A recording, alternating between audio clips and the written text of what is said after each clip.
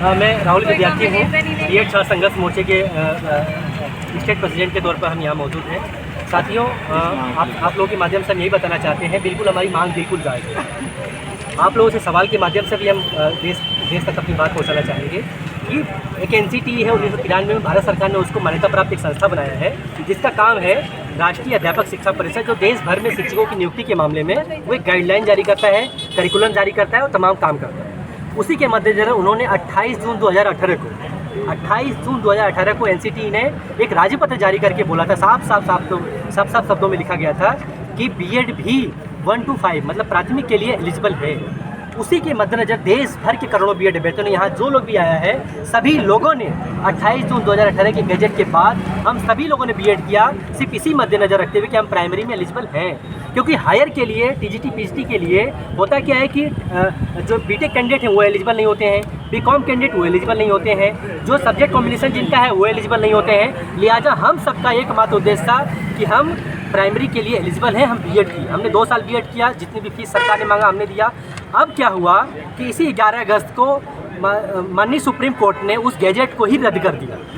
सवाल को supreme court ने ये उठाया है कि NCT ने जो बजट बनाया था उसमें बहुत सारी खामियां थी, उन्होंने पूरा जो प्रक्रिया का पालन नहीं किया था, उन्होंने मनमाने तरीके कानून बनाया था। अब सवाल यही है कि उस मनमानेपन का शिकार हम क्यों हो, NCT की गलतियों की सज़ा हम क्यों भुगते हैं। यही पीड़ा लेकर, यही तकलीफ लेकर, यही आक्रोश लेकर हमारे सपने चौपट हो गए। हमने KBS में एग्जाम दे रखा था, उसके इंटरव्यू होने वाला है, हम उससे बाहर होने की कगार पर हैं। हमने BPSC का फॉर्म डाला था, 24-25 अगस्त को एग्जाम होने वाला है, वो एग्जाम से हम वंचित होने जा रहे हैं। हमने लगातार हमारी मांग सिर्फ यही है, बुनियादी मांग है कि NCT की गलतियों की सज़ा हम छात्र नहीं भुगतेंगे, इसके लिए चाहे जो कुछ भी करना पड़े। हमारी मांग सिर्फ है कि सरकार अध्यादेश लाए और बीएड कैंडिडेट को प्राथमिक में एलिजिबल बनाए, यही बुनियादी मांग है। इसी बुनियादी मांग को लेकर देश भर में आज प्रधानमंत्री, शिक्षा मंत्री, NCT को लाखों पत्र, हमने 2 दिन 10-10 लाख की संख्या में ट्विटर कैंपेन चलाया। सरकार सुनने को राजी नहीं है। हम अभी ज्ञापन पत्र दे रहे हैं, आने वाले कल के डेट में लखनऊ में प्रोटेस्ट होने जा रहा है, इलाहाबाद में आज के डेट में और कल के डेट में प्रोटेस्ट होने जा रहा है। देश भर में प्रोटेस्ट होगा। हम सरकार के खिलाफ प्रोटेस्ट कर रहे हैं। माननीय सुप्रीम कोर्ट के फैसले का हम स्वीकार करते हैं, क्योंकि उसके खिलाफ हमारा कोई सवाल नहीं है। हम सरकार से एक सवाल करते हैं, क्योंकि सरकार ने हमको डिग्री दिया था, इसलिए हम सरकार से सवाल कर रहे हैं, आपको हमको एलिजिबल बनाना पड़ेगा। 5 साल से हम इंतजार कर रहे थे भर्ती का, और आज हमारे सामने आपने हमारी ज़िंदगी को चौपट कर दिया, हमारे सपने को रोक डाला, हमारे भविष्य की हत्या किया है आपने। इस हत्या की सज़ा NCT के लोग भुगते, हम बीएड कैंडिडेट नहीं भुगतेंगे। इसी मांग के साथ हम आज हमारी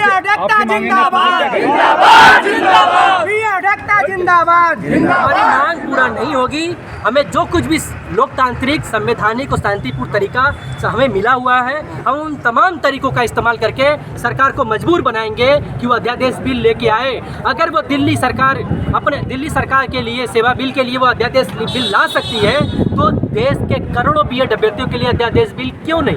हम प्रधानमंत्री से गुहार लगा रहे हैं जो देश के करोड़ों बीएड अभ्यर्थियों के सपनों को बचाएं। हम शिक्षा मंत्री से गुहार लगा रहे हैं कि वो देश के करोड़ों बीएड अभ्यर्थियों के सपनों को बचाएं।